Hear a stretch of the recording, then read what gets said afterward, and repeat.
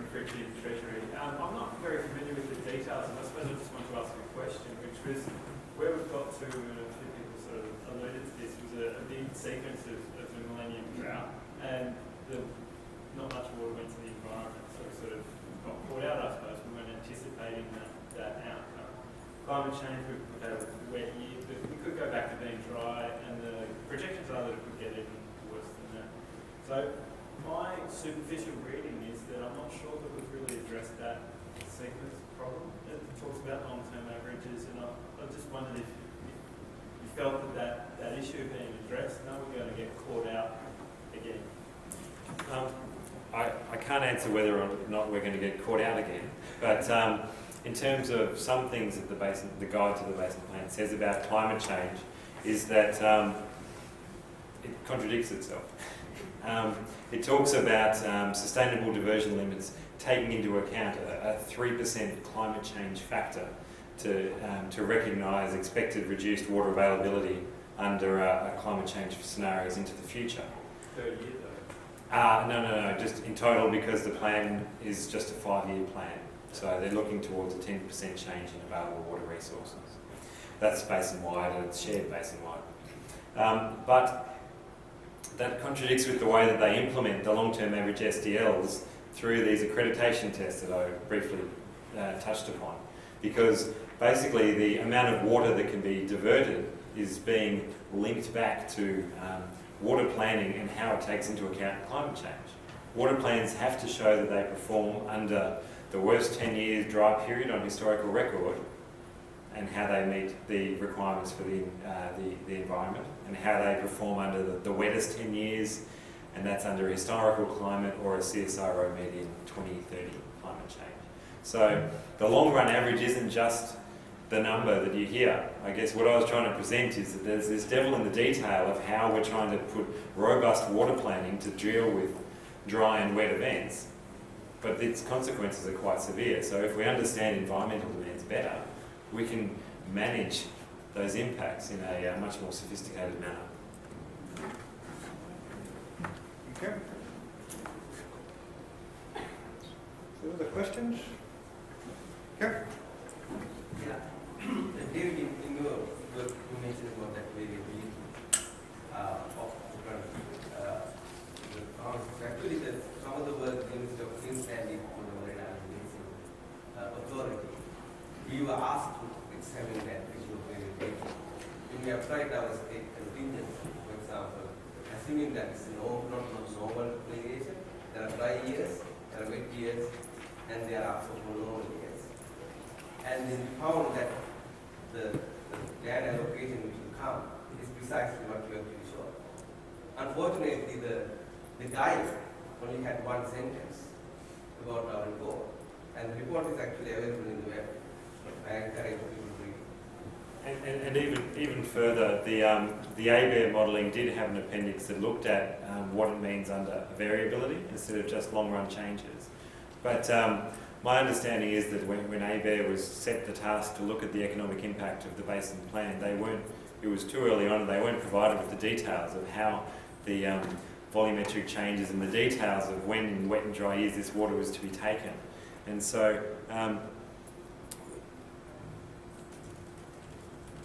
I don't know if you've seen Toy Story. There's this thing where Ham has got the remote and he tries to press them really, really, really, really fast.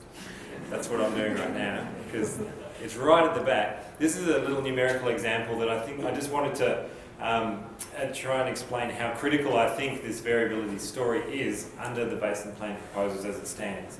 So under a 10-year dry year spell, the Golden Broken has average water availability falls by 40%, but irrigation allocations reduced by 25%. And so we're looking at a program to buy back to get the long run average down, as well as a correction of this inequity of -40 and not -25, because the environment's copying the difference.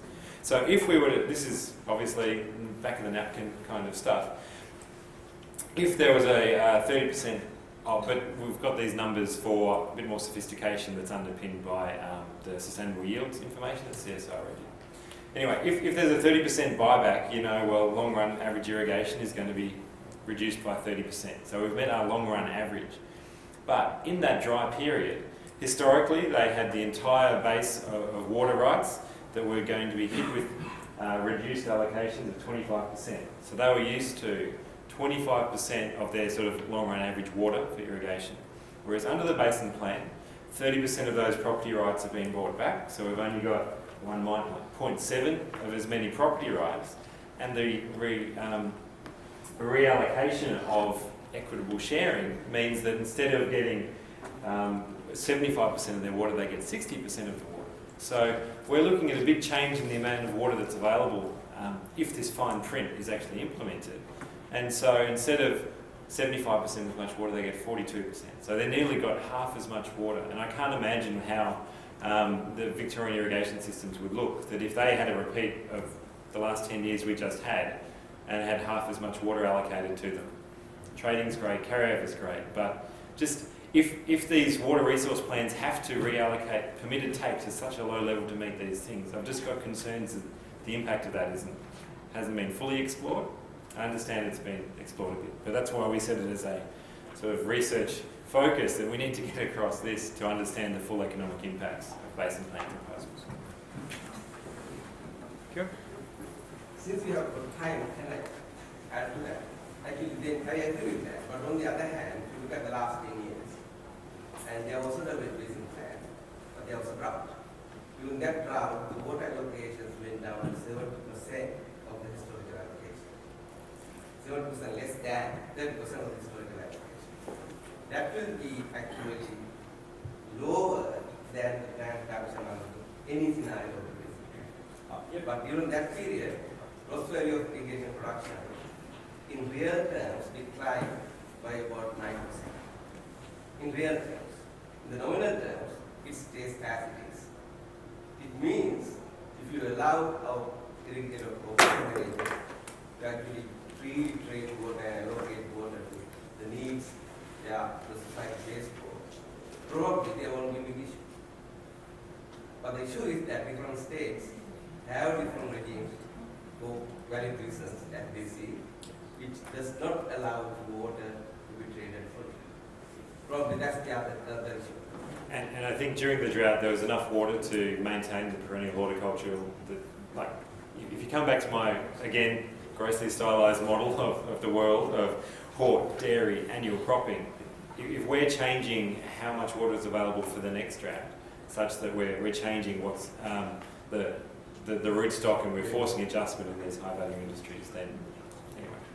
But point taken.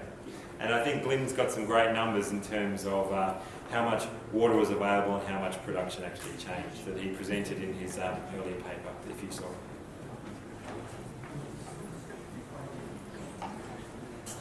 Further questions? Perhaps I have a question for you, Anna.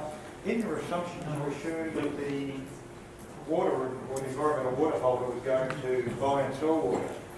In fact, under the Water Act, they only can buy water, but they can never sell it. Have you looked at how much that decision would actually increase the cost of environmental watering? The short answer to that is no, but we could, and it would be a lot more expensive. I think, yeah, sure. As long as it's more environmental outcome. The only reason the environmental water holder can sell water if they're selling entitlements in one area to purchase entitlements in another area.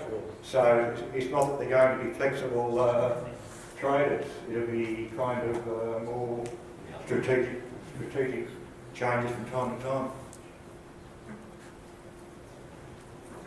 Well, there being no further questions, I would like to thank our presenters for a most informative